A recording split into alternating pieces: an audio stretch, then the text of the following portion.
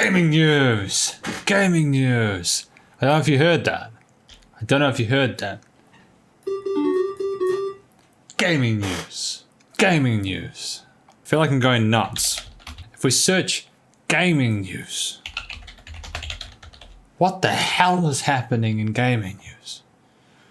We're going to switch over to talk about gaming news. How mobile developers are using games to help save the planet. Crap, can't do this in full screen. How developers are using mobile games. You slide your finger across the screen. The red bird sitting in a slingshot is ready to fly. You tweak the angle and let go. As well as the famous flying birds. Popular games like Golf Clash, Subway Surfers, and Transformers Earth Wars are part of the projects. Developers of Angry Birds 2 and 10 other major mobile game makers have committed to introducing environmental messages into their titles. You see here we have a Lost in the Woods event that is focused on reforestation. You have Transformers Earth Wars trying to talk about renewable energy. John Erner from Space Ape, who makes Transformers, saying, we all have a role, whether we like it or not, whether it's comfortable or not. And let it grow and all that shit. So that's the first story on gaming news. Number one.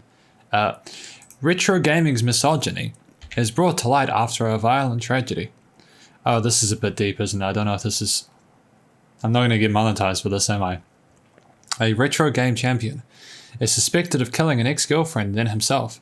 Gamers now say they warned others about his threatening behavior for years. And we're moving on from that gaming news because that is uncomfortable. We're going to add that to the list of things to not talk about because I don't know if you're supposed to talk about it on YouTube. Netflix's gaming documentary, High Score, is a nostalgia trip worth a watch. Considering how big the gaming business has become over the last couple of decades, there are remarkably few traditional documentaries that discuss the still booming medium. Each of the 6 40-plus minute episodes has a distinct theme and topic. For example, the first episode centers on the boom and bust of arcades and the emergence of home consoles in the late 70s and early 80s. Yes, fascinating stuff. Look at this place. Isn't this insane? That looks like Nintendo. I would say that's probably Nintendo. Moving on. PC gaming news from PC Gamer. Bloodline 2 fires lead writer Brian Mitsoda together with it's not good. It's not good for me. I'm gonna switch over from that. GameSpot. Call of Duty Black Ops Cold War confirmed, revealed, coming in Warzone. No. DC fandom. Days before the event, it's being split between 2 dates. DC fandom can't be detained on just one day. Epic says Apple has retaliated ferociously, files for temporary restraining order. Deathloop delayed to 2021, a game I didn't know existed and don't care about. Apex Legends Season 6, here's what time it starts. Nintendo Indie World, all the games out today on Switch. Pokemon Battle Academy is perfect for new trading card game players, something I actually kind of care about a little bit. This looks like fun. I don't know much more about it though. We don't have time because we've got to do more gaming news. We've got so much stuff to get through. We've got The Verge, who I'm still not sure if they can build a PC or not, but hopefully they can run a website. Which, with titles like Battletoads and Grounded, Xbox Game Pass is inching closer to becoming like Netflix. Fortnite can be reinstalled on iOS even after Apple removed it. Great. Nothing of that means anything to me. Tech Radar. We're going to gaming news. Nintendo Switch 2. What we want to see. Oopsie-doopsies. Oh gosh. Oh no. Moving on. Games Radar. Fighting Frogs. Sea of Thieves is getting a Battletoads chipset.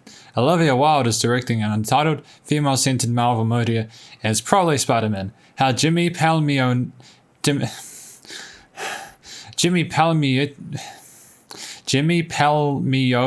and Amanda Connor are coping with the pandemic and what advice they can give for other creators. I always like advice. I like advice about all things, you know. Prince of Persia remake reportedly in the works for a 2020 release. Marvel gets meta with New Eternals ongoing. Title ahead of movie. Marvel spotlights indigenous creators and authorities with November title.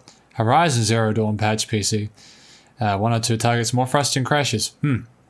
This is probably the only story I care about because I still can't play it on PC because it's a heap of junk. The new patch for Horizon Zero Dawn PC, patch 102, is all about the crashes that have prevented some players from accessing the game at all.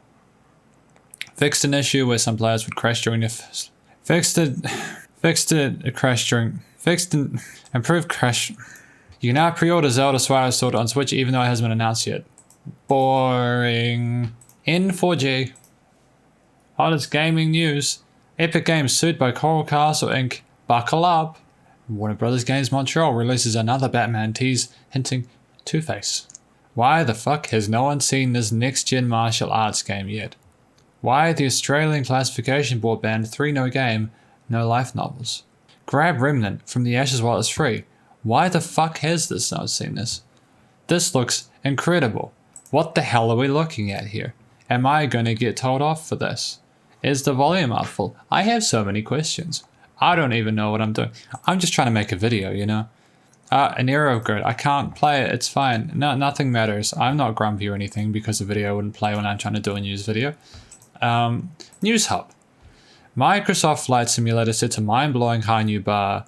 Great version already in game. You can tell these people haven't played it because if they played it, they know it wouldn't work. Are these fancy Secret Lab chairs really worth the hype? My favorite one, the Diva Edition. And then we have Facebook. Why am I on Facebook? Why would I do this? That's stupid. Right, and finally, gaming. Phones with Fortnite installed hit eBay for crazy prices.